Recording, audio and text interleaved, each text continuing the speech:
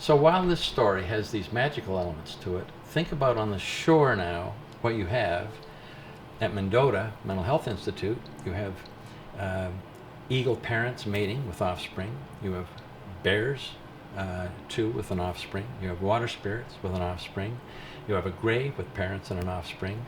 And then you have alignments to the sun, moon, and true north, and aspects of the life cycle of both clan animals and non-clan animals, all connecting in together to talk about three different ways of three different clans going into the afterlife of their particular clan. And whereas in the magical world there is no death, therefore there is no body, now there is death and there is a body, but the spirit inside each person lives on. Another aspect of the magical world is that our children from 3 to 6, then the age of reason starts, every Saturday morning participate in watching cartoons where Wile E. Coyote chases the Roadrunner using the technology of the Acme hardware store and continually has this all reverse on him as he's blown apart and crushed and he falls, but he never dies. He comes back. And now we have, I think, the 4th generation of the movie called Transformers, where these things just transform over and over, and while there's a lot of destruction, nobody seems to die. But actually, in an adult world, we do die. So we have to seriously contend that it's not just a transformation from this life into the next, but the transformation for those of us that have a solid ego gets worrisome, because we want to know what the hell happens to me when I die. And therefore, we've developed all these immortality symbols so that the symbol world itself has become full of pointings to the afterlife. And so the vision here isn't the vision quest of going off as much as it just appears in a dream. And later stories, it's a standard motif even in the shamanic era when there's a reaching out to the spirits, that the spirits communicate in dreams. So communicating and dreaming is different than magic. It's a vehicle that the spirits use to connect with humans. The myth of the migrating clans of the Ho-Chunk, the bear has a dream and then calls a council and says our clans are supposed to move. And that wouldn't be a sign of the folklore era, that would be a sign of the shamanic age and just a way of connecting with the spirits. Well, so on a vision quest, what the young person did was check with his mentor, went out, had the experience, and came back and told the experience to his mentor or maybe a group of elders, and then they explained what they thought it meant. And it's not much different than psychiatrists, but we don't have anything, or psychologists for that matter too, but we don't have anything like a structured, intense vision quest. We just have people having visions because they've been doing too many drugs. But so when you think about this, it helps understand Black Elk, who had a dream that the hoop of the nations was broken, and in that dream there's a prophecy in some of these that has to be paid attention to, because this guy knew that he was going to connect with the water spirit maiden, but probably didn't see that he was going to go through a transformation and sort of radically change himself to join her and then live in the lake until the present day. But you don't know when you're following your bliss, what you have to shed or what you have to take on. All right.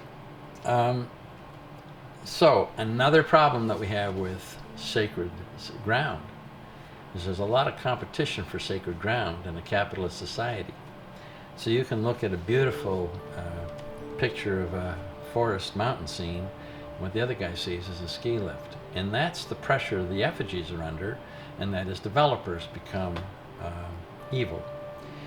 Another feature of the sacred ground is that in this area, but in other areas, the conical mounds are on the top of the hill to the west. The effigy mounds are to the east and closer to the water. There are linear mounds that amplify the conical mounds. There's a spring near the mounds, which appears as the principal focus. I haven't spoken much about springs, but there was a spring bordering the group of 8 mounds at Governor Nelson, and there was a spring around the 3 Bears going from the south to the west into the lake. So they were guarded by water on 3 sides. There's a spring at the Mendota site. Springs are the natural place where the healing energy, waters from the earth come to the surface, and that adds another dimension of sacredness. So this is a pattern of Mendota, Blackhawk, Mills Woods, Governor Nelson, Snammagale, High Cliff. Governor Nelson, the mounds are by the water, not on the hill to the west. So, topography. How did they use topography? Well, this is the Turtle Mound at Mendota, right next to the Conical Mound that was excavated. It's going downhill, so if you just bumped it, gravity would take it into the water. This is another way topography. This is a bird going up the hill. The goose is flying, it's taking off, it's not landing. Seasonal time, solar calendars and alignments. And we are going to just remember that as we go down that left-hand side of the chart, we have to find a place to record the impact of solar and moon alignments. These are some that I've showed. Or to acknowledge the month calendars, as I have already done. There are interpretive keys that can help us with alignments. The associations to an equinox. Equinox means equal night and day. Equal, balance, harmony, similarity, the same, equivalent, symmetrical, love, empathy. Polar opposites are in balance. Life equals death. Life and death in harmony. There's a whole series of suggested associations between the solstices. I'm not going to read all of them, but something goes up and down, and light and dark, etc. And these calendars, or circles. So I want to now briefly discuss the Medici Chapel. So this is in Florence, and I want to show how Michelangelo used silent statues to make a statement about transcending cyclic time. It's very parallel to what might have been going on in the minds of the builders of the mounds. So the Medici Chapel had 7 statues. It's a square chapel, and on each of the 4 walls there is a construction. On one wall there is the tomb of Giuliano Medici. This is the medicine family. They were very rich, and they were the patron of the arts.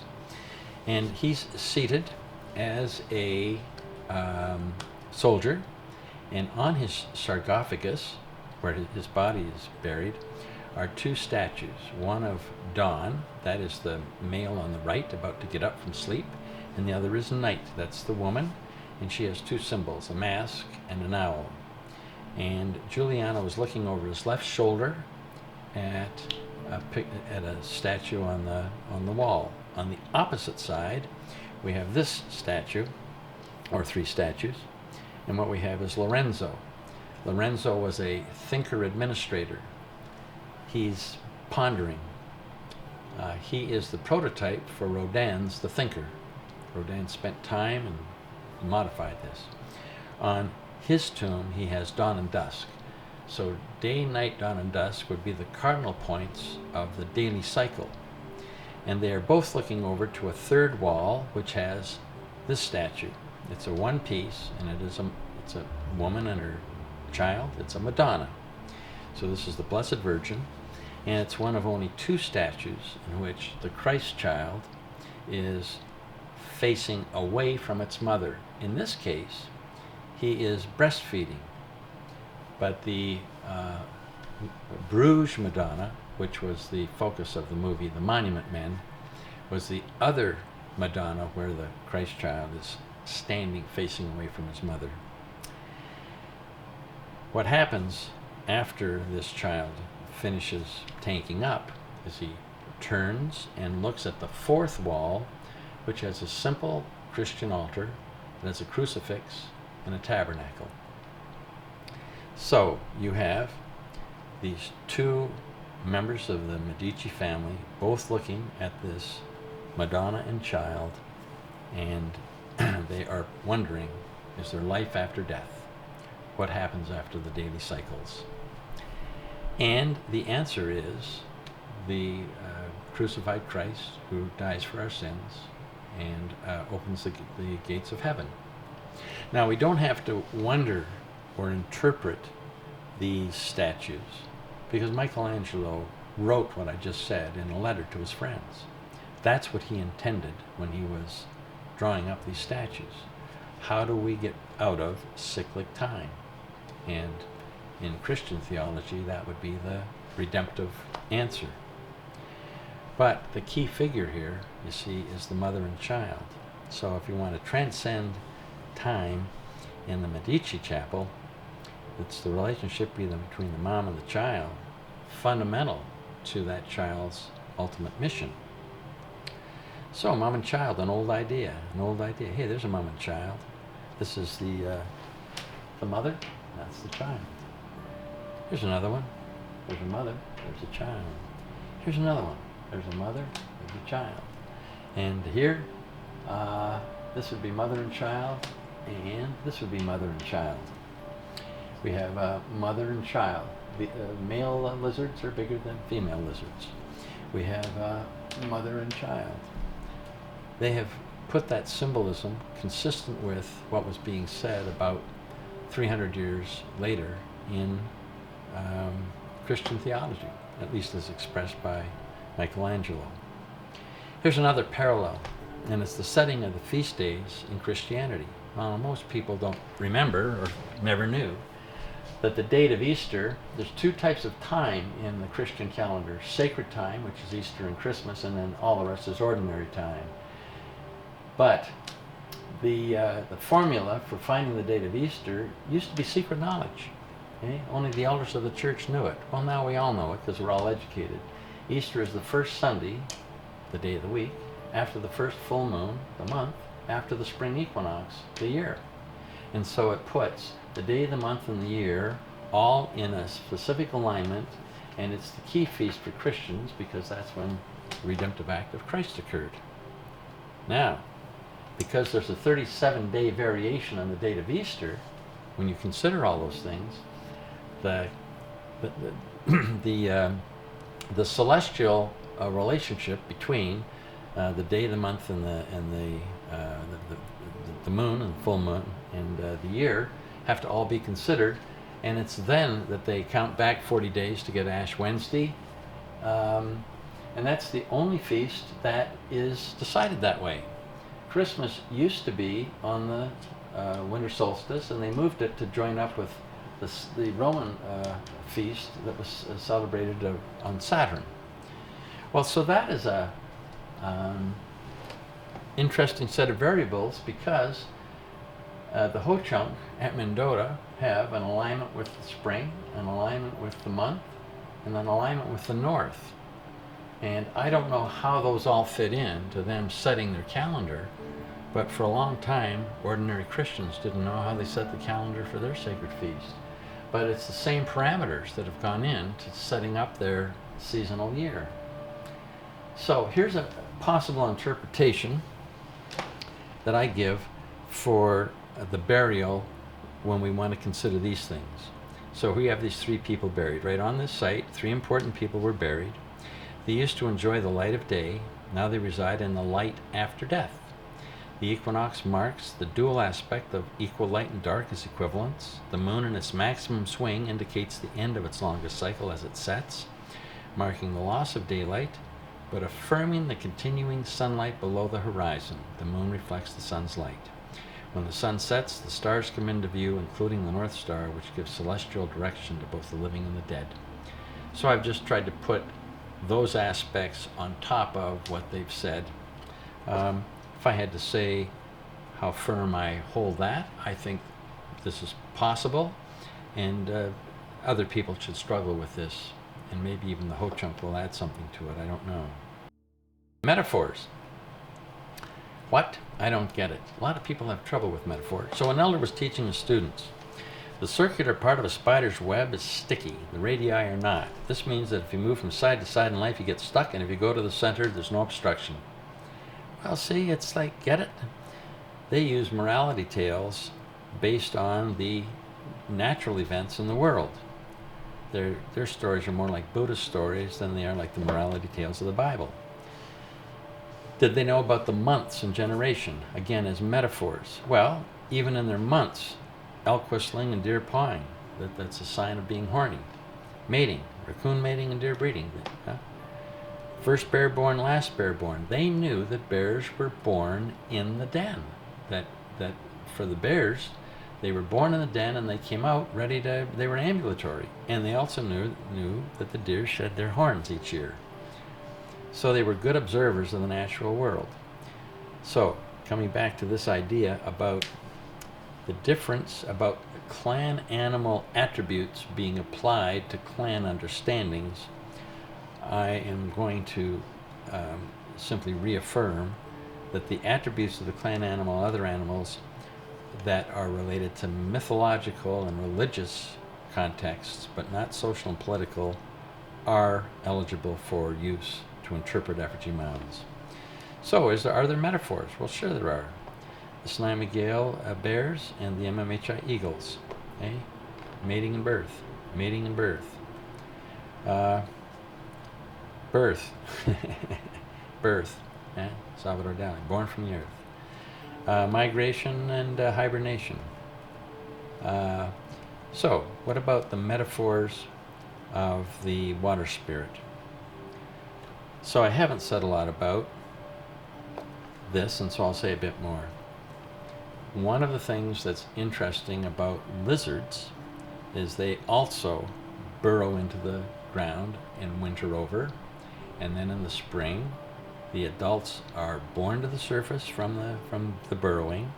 They then mate, then the eggs are laid, and then they are born to the surface. So as bears mate and the female goes into the den pregnant, lizards mate early in the spring. There's a short gestation, and then the eggs are born. And so the wintering over of the eggs, there isn't a wintering over of the eggs, although there can be, but it's not the norm. So what you have here are examples of the adult lizards and the young lizards being born from the earth. So the earth is the site of, it's the womb. And therefore the water spirit clan people are buried, and then their spirits are born from the womb of their mound. This is a place that I also would want to add. If you look at the sunrise arc from the winter solstice, the bottom part, and then you go back and you see where this is pointing. It's pointing to that part of the arc. It's not pointing to an extreme position.